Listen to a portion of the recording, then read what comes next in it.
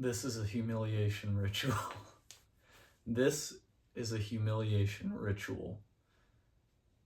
It's a conceptual art piece, but this video this whole channel pretty much is inspired by Paulie Walnuts, the YouTube guy.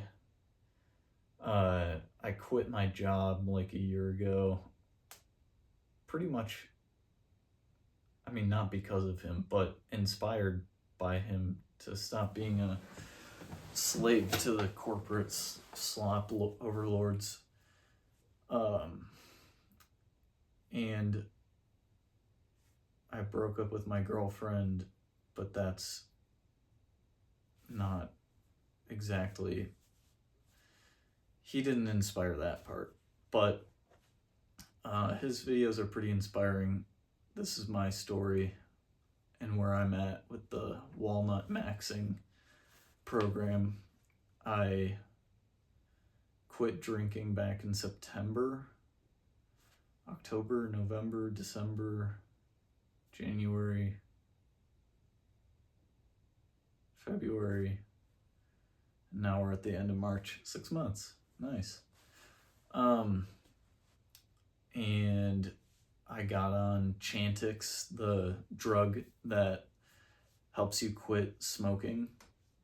And because I've been addicted to nicotine as well. And I started at the age of like 15 as well with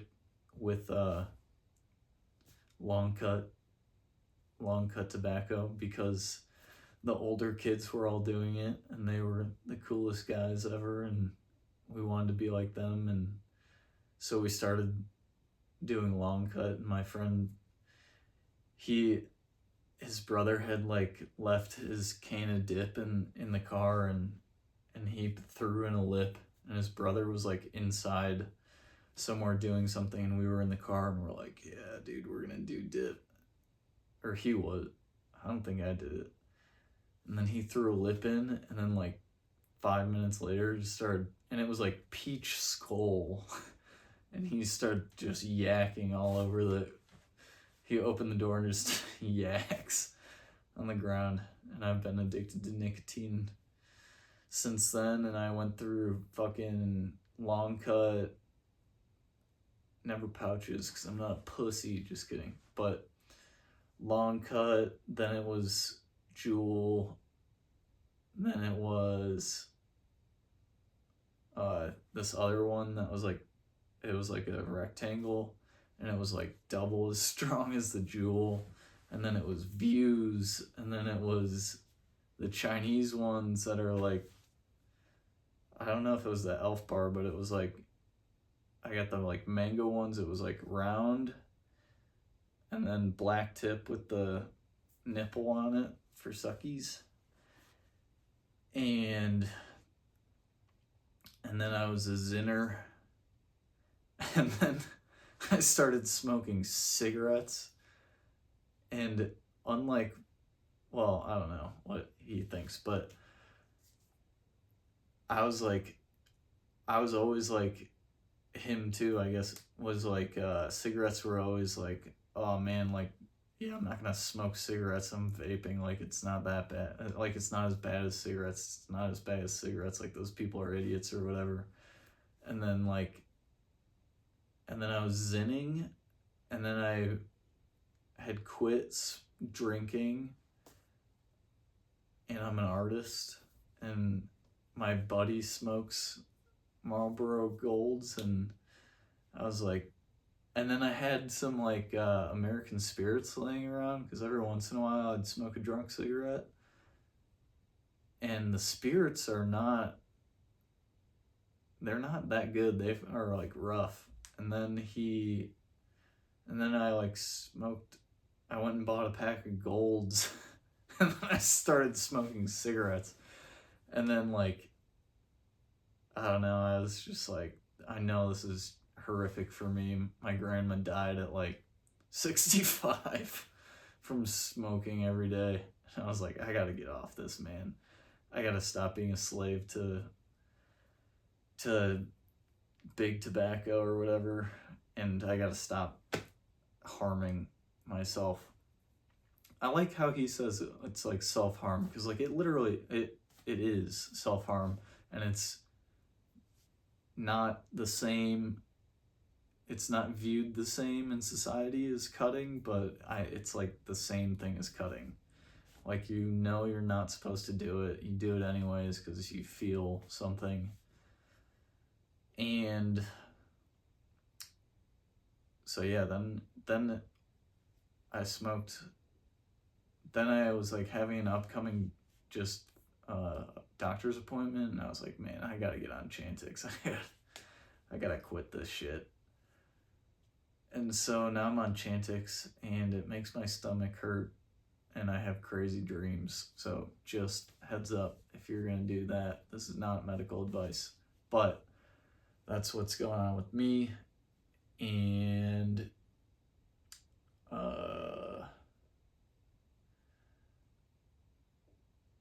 and I quit drinking, quit smoking. I really want to be off nicotine. I've kind of picked up my pot use recently. I have been running and exercising a lot more than I used to, like significantly more than I used to. And that's been good. And, you know, like quitting alcohol, it was like, I'm amazing, I feel amazing, like da da da da. And then I've kind of plateaued.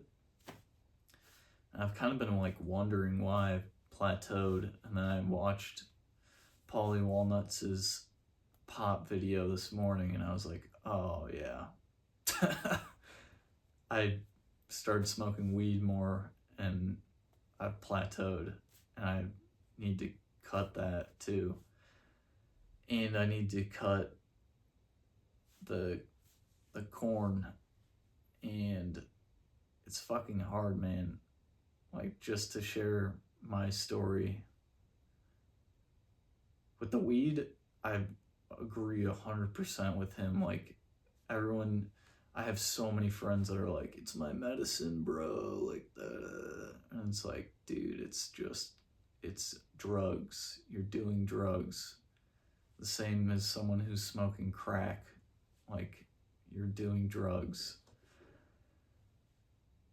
And then with the corn, I fucking am just a degenerate gooner, and the other addictions that I have are like choices I feel like that I made and continued to make that were not good. And like drinking and cigarettes, you know, like they're easier choices, I feel like. I don't, but with corn, like he was saying, like I fucking took my mom's phone at, I think I was 13, and looked up like big boobs or like Asian sex or something. I don't know why that was my first, whatever. But fucking, yeah, man. Then you discover that, and it's like, whoa. And so I'm a little bit more on the side of like, that one's not my fault, and I got brainwashed and continued to get brainwashed. And then I found out that you can go on Reddit and you can just fucking, and I've had issues with it for like the past, I'm 28 now, for the past like 6 years. I've known that it's like an issue, maybe longer than that. And it's just so hard to kick because it's free and easily accessible, and you can hide it. I honestly, like, drinking, it has been like the easiest one for me to quit, because a lot of factors, but like naltrexone, shout out naltrexone, that shit rocks. But your life is apparently worse and you can't hide it. Like if you show up drunk and you are hungover, all this stuff, people are gonna notice, and someone might say something, or like, or you just fucking do something horrible and your life gets ruined or whatever. But like smoking and chewing tobacco and zins and stuff, pretty easily hideable, and that one doesn't like fuck you up as much. That one like doesn't fuck you up, so like you can hide it and you can do it all the time, and it's easy. And cigarettes, after a while, you don't feel that bad after you smoke them. And I was like smoking cigarettes at night and then running the next morning, and like I was like, this cancels out. And then corn is just like so easily accessible. No one knows you're doing it, and you can do it whenever. And you're not gonna, I mean, some people ruin their lives on it, but like, you know, I don't know. And it really fucked me up, man. Like, obviously, like, the whole, my most serious relationship, my last relationship that lasted for 5 years, I did some like fucked up shit. Not, I mean, you can be the judge and I'll tell you, but like my idea of sex and everything, I like wanted stuff, or like at the beginning of my relationship with this person, she, I don't know, I just like honestly didn't know how to please a woman, or that sex was like a mutual wanting to come, and that it wasn't just like bust and dip. Actually, no, I think I knew that before that, but your idea of sex is like just fucking so torqued from what you watch on the internet and, you know, all that. And I like cheated on her by like going on, I did some fucked up shit. So I'm like bi, and I would go on Reddit and post pictures of myself and message dudes, and it was all just like I wanted like novelty, and I don't know. I had no intention of like meeting up with people, but I wanted more attention than she was giving me, and like so I did that, and that was bad. And she didn't deserve that. And I fucking would, you know, like you hang out together a few nights a week, then we like live together, and like when I had the opportunity, I was fucking cranking it to porn. And like she worked like nights on Monday nights, and I wouldn't go to my like drawing club that I like to go to. I would just come home and fucking goon out, and like I felt like a fucking demon.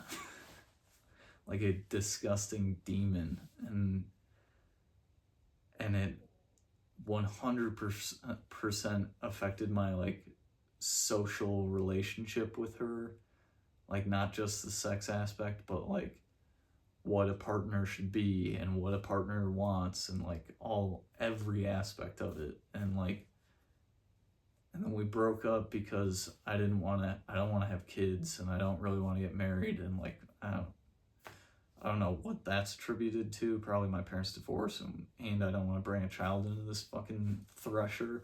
But I've had it in my head that like I want to do all these things, and I want to and be a better person, and then maybe someday like link back up with her and just be the man that she deserved to be with. And this is really kind of like a tangential, but like where I want this conversation or video to go is that, I don't know, this thing is a mess, and I should maybe like stick to one topic in a video, but this is how my brain works and how my stories go. So if you enjoy that, come back for more, I guess. But I had this idea of that, and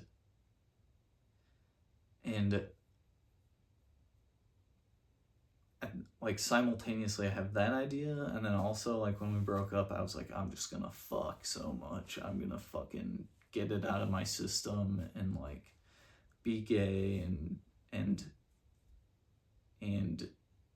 just fuck. And I've fucked one person since then, and it was a mistake because for a variety of reasons it was, and I fucked that up, and I couldn't perform. The first night that I was hanging out with her, I couldn't perform, and then the next night I busted inside of her, and I forgot to ask her if she was on birth control or if that was okay, and kind of attribute that to porn. I don't really know. I was like, I really want to fuck you, and that one I gotta give myself some grace, because like that was truly a mental lapse. I did not intend to do that, and I just like should have thought about that, but I didn't, and so that's what happened.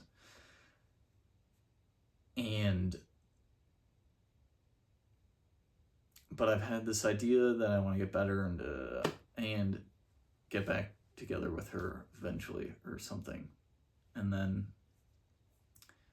but simultaneously, I really like what I've been doing, and like but I feel like I've plateaued, and I've been unemployed trying to make it as an artist, and I've been just like bouncing down the runway and like paying rent, and then having $0, and then like selling a few paintings, and then like, and it's just like been nuts. And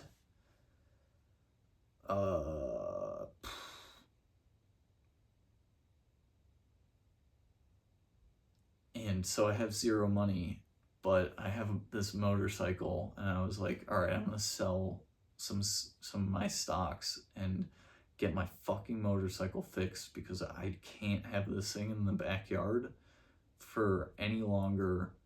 I need to, because it's just been a cupboard sitting in the back part of my apartment, and it's just pissing me off. And then I took it to the motorcycle store, and then they told me it was going to be $2,000 to fix it, and it was a $3,000 motorcycle, and I'm pretty sure I paid between $1,500 and $2,000 to fix something on it last summer at the same motorcycle store. And then for some reason, another explosion happened, and it's fucked. And then they said it was going to be more money. They take it apart, and then it's going to be more money to put it back together. And I was like, no, I'm just going to come get it. And then I was like, I don't know what I'm going to do with this thing. I called this other guy who I met last year. He works at a motorcycle tire store, and he said that he could do it for half that amount. And so then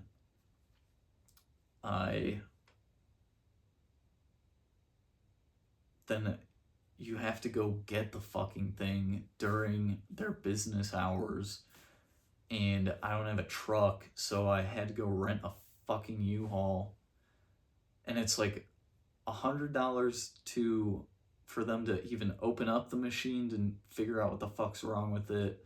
And then they said, they recommended a full service, which is like another $100, and whatever the fuck else. I ended up paying $250 to them for what the fuck, and then I have to go rent a $60 U-Haul. So now I'm $300 in the hole, just for no reason, just for them to tell me it's broken, and then I go get the U-Haul, and I need to have someone help me push it up. So I get my buddy to come with me, and then I whip it back and forth in an hour to get the U-Haul back. And then, like, while we were returning the U-Haul, these are my stories, man. I'm really sorry. This shit is just like all over the place. But we're going to return the U-Haul, and my buddy was like joking, like, never should have bought that thing. And then I was like, I never should have met my ex's name, just because, like, I don't know, rewind the clock far enough and then I wouldn't be so miserable or whatever. And he was like, oh yeah, has anyone told you that she has a boyfriend now? Because they're still friends. And I was like, oh, no, but thanks. Kick me while I'm down. Why don't you? And that just fucking, like, really just made me feel horrible. And I don't know why. Well, I kind of know why, because I miss her. I've been missing this stories all over the place, but I've missed her for the past few weeks. I've been like really missing her, and that was just like, oh fuck, she like fucking moved on. And like, I don't know, in my head I'm like,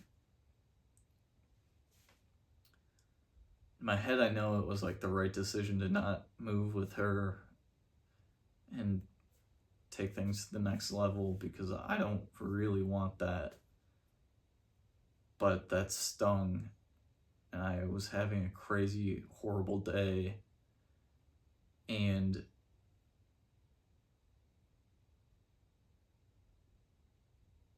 I don't remember where the hell this story was going, man. But the moral of the story is that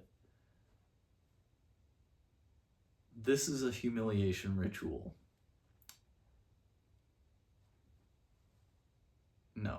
The moral of the story is that I'm on the fucking Polly Walnuts train, and I want to be a better human being, and I'm doing stuff to make that happen. And I thought that it was just alcohol, but I think it definitely is my whole life. And corn, fucking, that's the next one to go. Weed also needs to go, and I've quit nicotine. And so that's my story.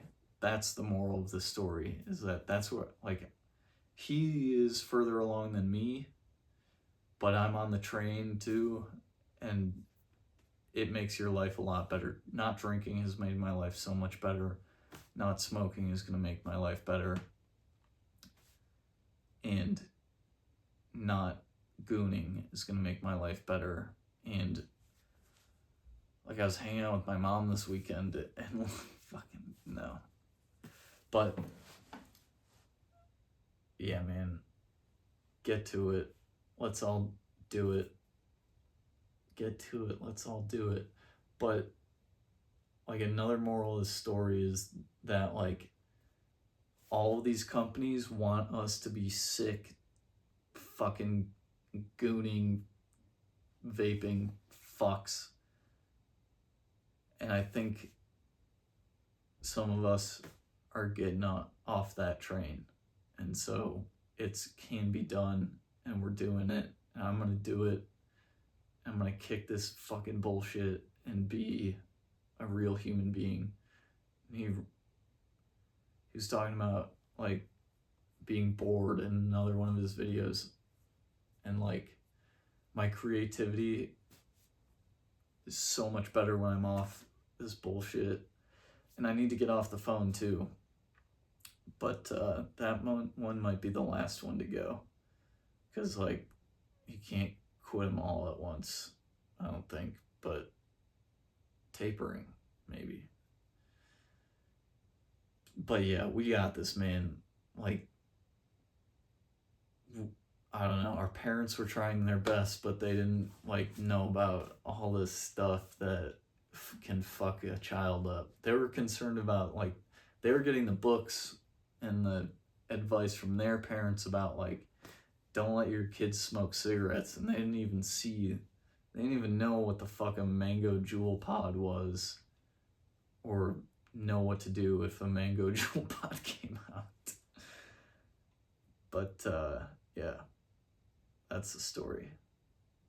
You got this. I got this. We all got this. Fuck the corporations. Fuck Bezos. Fuck the billionaires that want us to be sick. Fuck everything in this world that's trying to keep us from being our true potential. We got this. It's hard, but it's good. It's good. Definitely. Definitely good.